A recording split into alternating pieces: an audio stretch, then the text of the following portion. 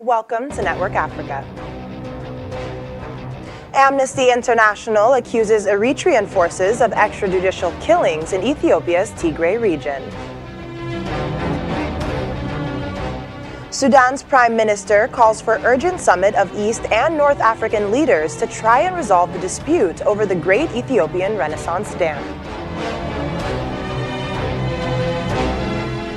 Plus, one company is well on its way to helping Africa's COVID-19 vaccine drive using solar energy.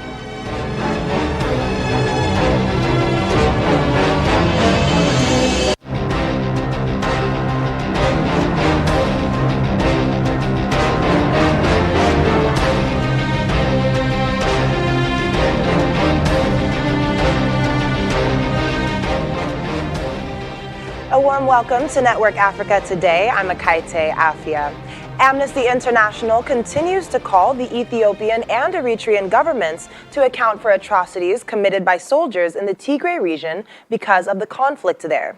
In addition to the report, it alleges that Eritrean troops killed 3 people and injured at least 19 others during an unprovoked attack on civilians in Ethiopia. Amnesty says eyewitnesses say soldiers were passing through Adwa in the Tigray region on Monday when they suddenly opened fire on people near the town's bus station. They said Eritrean soldiers were shooting from the back of military trucks.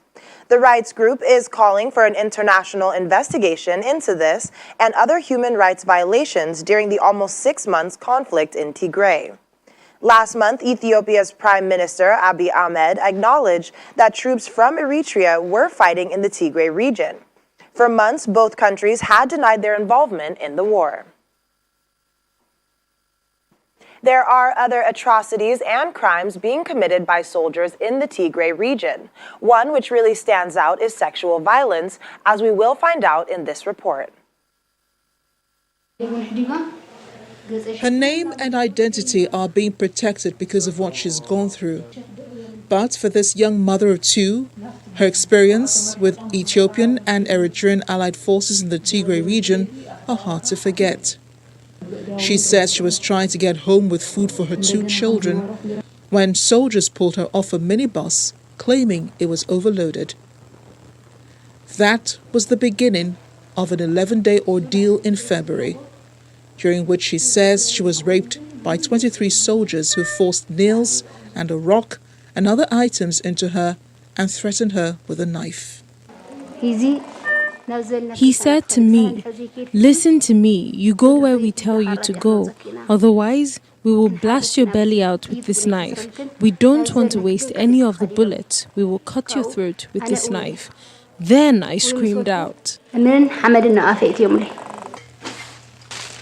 Doctors show the blood-stained stone and 2 3-inch nails they said they removed from her body. After operation, already removed the equipment like nail, stone, and plastic, and some cotton, and heavy bleeding at this time.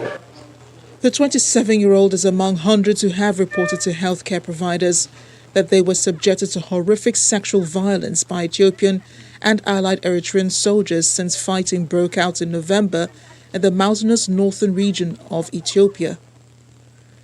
Dr. Fasika Amda Selassie, who heads health services for the government-appointed interim administration in Tigray, says some women say they were held captive for days or weeks at a time. Her assertion, based on women's accounts, marks the first time an Ethiopian official in these cases, a top regional health official, has made a sexual slavery accusation in connection with the conflict in Tigray.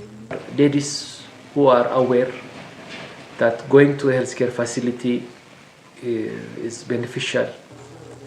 Fasika said at least 829 cases of sexual assault have been reported at 5 hospitals since the conflict in Tigray began, calling them a tip of the iceberg. The young mother we spoke about at the beginning says she's still healing. She has spent a month in hospital. Her legs do not move. They're broken. Her back is also broken. The Ethiopian government, on the other hand, is yet to respond to specific allegations by victims, but has promised that perpetrators of sexual violence would be punished. We have joining us Kasai Dametier, an Ethiopian journalist with Ahadu Radio in Addis Ababa, from where he joins us now. Kasai, thanks for joining us on the program. So tell us, what exactly is the government doing about these reports of sexual violence committed by soldiers in the Tigray region? Thank you for having me. So there has been a lot of claims by the victims and organizations like Amnesty International and UN saying women in Tigray were sexually abused and raped for that matter. But the government of Ethiopia has denied those claims and reports for several months. Recently, Ethiopian Human Rights Commission preliminary investigations showed more than hundreds of women were raped and sexually abused. A couple of months ago, Prime Minister Abiy Ahmed vowed to the House of the Parliament, saying those who were involved in any violence or any human rights violation will be held accountable. And a few survivors have come out to recount their experiences. Do we know how they are being rehabilitated? We have been hearing survivors and their horrifying stories. There was even a leaked video showing a woman who were claimed to be raped, getting a medical treatment. But since there was a communication blackout for several months in the region, we don't know anything about women getting any medical care or even any treatment. There is no information about it.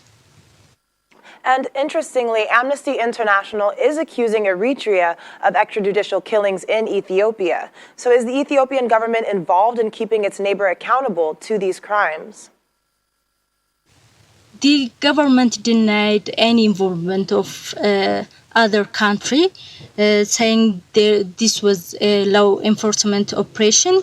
After many reports and testaments of residents regarding the Eritrean involvement, finally Prime Minister Abiy officially admitted Eritrean troops were inside the border of Ethiopia. But it was justified. The Eritrean troops were in the border because of they feared for their national security. We don't have any information whether the Ethiopian government is considering to hold accountable Eritrea in their crimes. Well, thanks again. In the meantime, in Ethiopia, the country's electoral body says it is experiencing challenges in the ongoing voter registration exercise. The distribution of material in some regions has proved difficult because of logistics and security issues that have led to the displacement of some voters, the board has said. Only 25,151 of the 50,000 registration centers countrywide were operational. The state-owned Ethiopian news agency quotes board chairperson Bertukan Medeska as saying, "The board postponed registration that was previously due to start on the 1st of March, citing lack of support from regional governments. While the country expects to hold elections on June 5th, voter registration ends on April 23rd. With the row over the Grand Ethiopian Renaissance Dam far from over, Sudan's prime minister is stepping up to call for a summit of the leaders of Ethiopia, Egypt, and Sudan to try and resolve the dispute. The talks are seen as a last-ditch attempt to revive tripartite talks that collapsed last week in Kanasha. This comes as Egyptian parliamentarians vowed to support the Hilt's President Abdul Fattah al-Sisi, who has said all options are on the table in dealing with the water disputes. Ethiopia has vowed to go on with a second filling of the dam during the rainy season beginning in June, but Egypt and Sudan want a binding agreement in place before the filing continues. Ms. MP Tarek Redwan told a human rights conference in Cairo that Ethiopia's PM and parliament had twice refused invitations to Egypt to listen to the plight of millions of farmers who were fearful of the impact of the dam on downstream countries. Meanwhile, Turkey has accepted an invitation to send a diplomatic delegation to Egypt as efforts to improve strained relations between the two countries continue. Turkey's Foreign Minister Mevlut Cavusoglu said the talks in Cairo next month would focus on normalizing ties. The relationship was ruptured 8 years ago when Egypt's military overthrew Mohamed Morsi, the country's democratically elected Islamist president. He had been close to the Turkish leader Recep Tayyip Erdogan.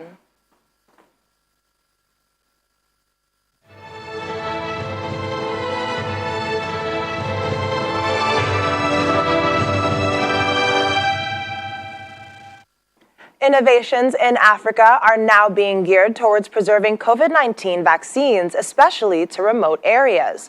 PEG Africa has invented Cool Blocks, a solar-powered fridge that provides affordable energy for businesses in remote locations that are off the energy grid. Joining us now is the founder and CEO of Arnergy Solar Energy Company in Nigeria, one of the leading solar energy companies in the country, Femi Adeyemo. He joins us from Victoria Island here in Lagos.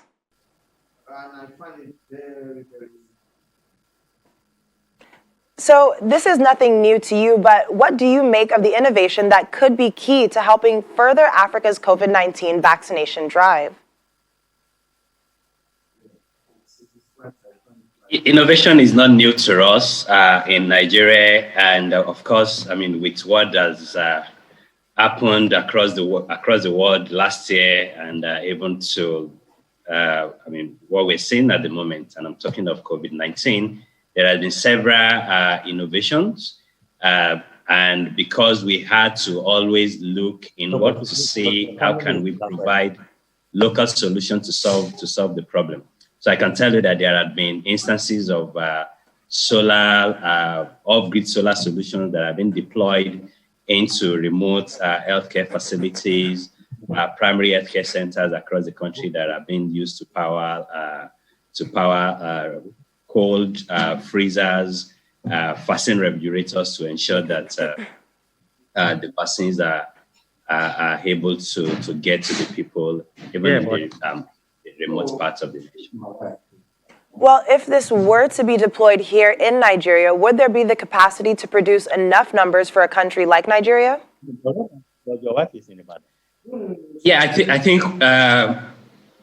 like most other things, it's just that enabling environment. We have factories in Nigeria that have been able to deliver in huge volume, and we have some sectors that have worked very well. I mean, we have even, I mean, the other alternative power providers. So I'm talking of even the very dirty diesel generators that are scaled in Nigeria. So the capacity is there, is just to provide the enabling environment. And organizations like ours, we have everything that we can produce in Nigeria, we produce in Nigeria. So the ability is there. The Nigerian people are enterprising. What we always hope for is that there is that enabling environment for people to be able to expand their capacity. But I can tell you that if the government speaks to the right people, the capacity is available locally for us to be able to deploy, not only to deploy, to produce this equipment locally and then to deploy it to the remote part of the nation. Well, I do understand the need for all hands to be on deck, but how else can solar and renewable energy contribute to helping to stop the coronavirus pandemic? Yeah, so we've seen a few innovations coming on, whereby private sector like ours partnering with even the public sectors to be, and I mean, other private sectors. So there are other organizations like, for instance, when COVID-19, at the peak of COVID-19 last year, I'm talking of May, June, partner with a company called 54 Gene, and we were very active in the testing, in providing energy to testing centers across the country. So that's one way that we have supported, and the same initiative can be scaled to ensure that vaccines are available. I mean, Energy as a solar company, we are doing it. There are a few other companies that are doing that.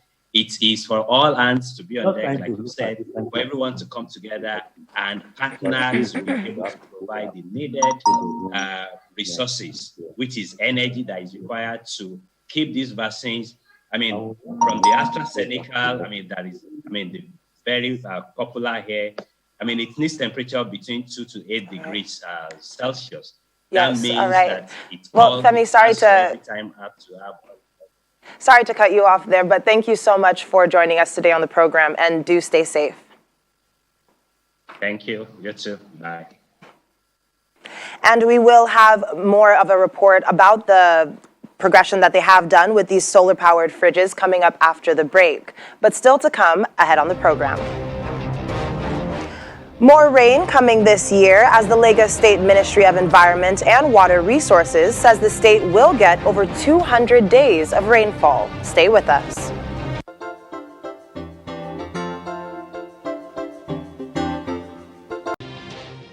Welcome back to Network Africa. As we mentioned before the break, PEG Africa has invented Cool Blocks, a solar-powered fridge that provides affordable energy for businesses in remote locations that are off the energy grid. And they will be using that to attempt to boost Africa's COVID-19 vaccination drive.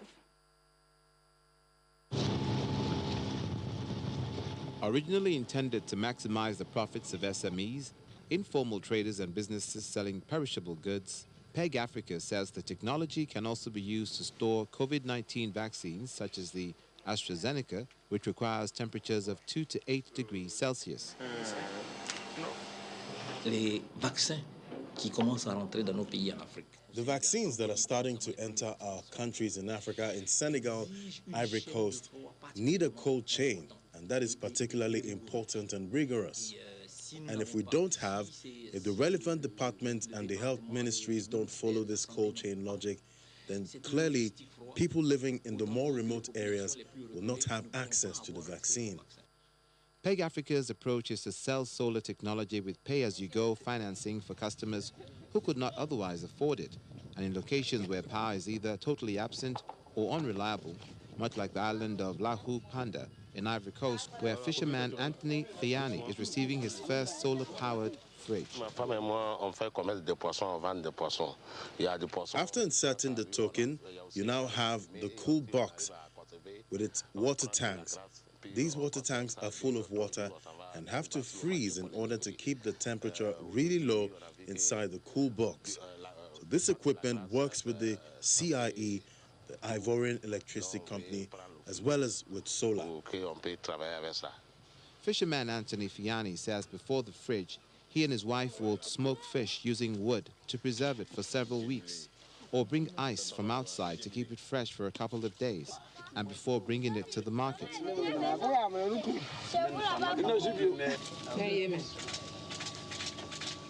They used an old freezer that was not connected to any power to store fresh fish under small packets of ice carried from afar in a sub-equatorial, hot and humid climate where temperatures range from between 20 and 30 degrees Celsius. That will keep the fish for 3 days, Fiani said, and then they will have to sell it at market. 4 days after it was installed, the solar fridge is operational. It works by freezing water inside internal panels. Today, Fiani can store his freshly caught fish for at least 10 days, paying for the fridge in regular installment from the fish sale profits. According to Global Health Science and Practice, nearly 60% of healthcare facilities in sub-Saharan Africa have no access to electricity, says GHSP. And amongst those that do, only 34% of hospitals and 28% of health clinics have reliable 24-hour access. Efficient health services and responses to diseases including COVID-19 depend on reliable access to electricity. PEG Africa is currently piloting the solar-powered fridges in Ivory Coast and Senegal with the fishing community. And with funding from Power Africa, a network of private and public groups set up by US aid, PEG Africa started providing solar power systems to off-grid health clinics, which could help drive the COVID-19 vaccination campaign.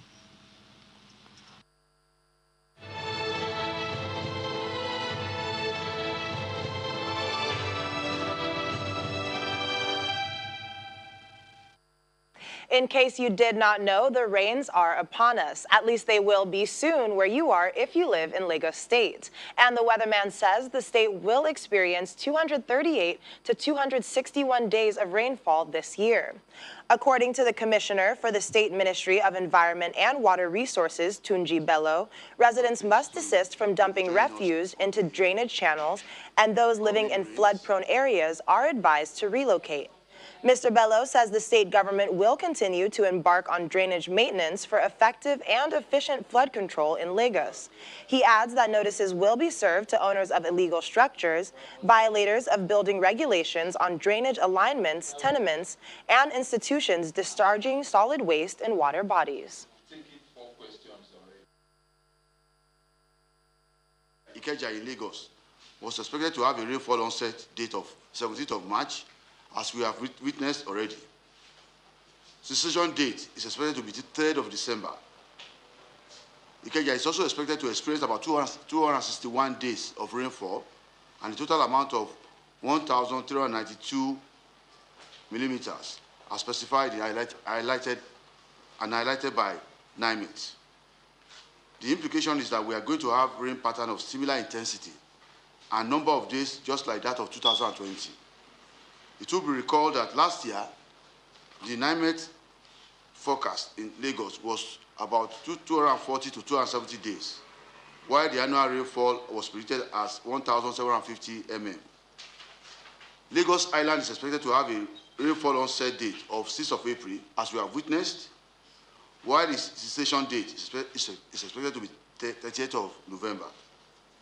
It is also expected that Lagos Island will have about 238 days of rainfall and about 1,627 mm of rainfall over the year. Lagosians who reside along floodplains of major rivers and drainage channels such as Owode, Iwaya, Makoko, Badia, Ijora, Shibiri, etc., to always be on alert and be ready to move to higher grounds when the need arises. Joining us now is climate change expert Prince Lekon Fadina. He joins us now. Thank you for joining us on the program. Thank you. So there is no doubt the rising number of days for rainfall is as a result of climate change. It is a force of nature. What are simple everyday things that we can do to mitigate it? Well, I think the most important thing that we need to do is to be disciplined. I think we need to do things properly. We must follow the right thing. For example, why do we have flood in Lagos? If we do it right, for example, a lot of us, we fill our gutters with bottles of water, sachet, and a host of other things. If our gutters are clean, if our roads are clean, then of course there will be less problem that we need to have. And I believe these are some of the challenges, in my view, that we need to face. The most important thing is let us do the right thing. Once we do the right thing, then we are on the right way. But if we don't do the right thing, then we have problem. For example, NIMET has warned us. Lagos State government has continuously been emphasizing the need for us to be disciplined and keep the environment neat. For example, Lagos State government, I can just use a simple example. They've cleared a lot of gutters, a lot of different linkages that could create problem for us. But if we as individuals, we don't take to the right thing, we don't do the right thing, then we're in trouble. So the most important thing first is ourselves. We must be disciplined. The last few years, people have been told to clear drainages, and those in flood-prone areas have been told to relocate. So has this become the new normal, and should it continue? Well, I believe the issue of relocation is due to the fact that safety comes first. I mean,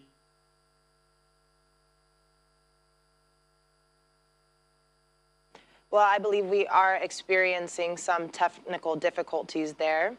And in the meantime, we will talk about what's going on in Malawi, as the Malawian government says it will continue to destroy more than 16,000 COVID-19 vaccines that reached their expiry date, according to the health minister.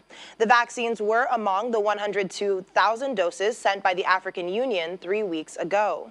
Minister Charles Mwansabo is quoted as saying, "We have used most of the vaccines sent by the AU. On Tuesday, when they expired, there were only 16,400 left that had not been used, which will now be destroyed and thrown away." Malawi has so far received 530,000 doses through the COVAX Global Initiative, the AU, and the Indian government. The health ministry says 300,000 people have so far been vaccinated and hopes to reach 11 million people so as to be sufficiently protected. Well, that is all we have for the program today. Have a great evening and stay safe.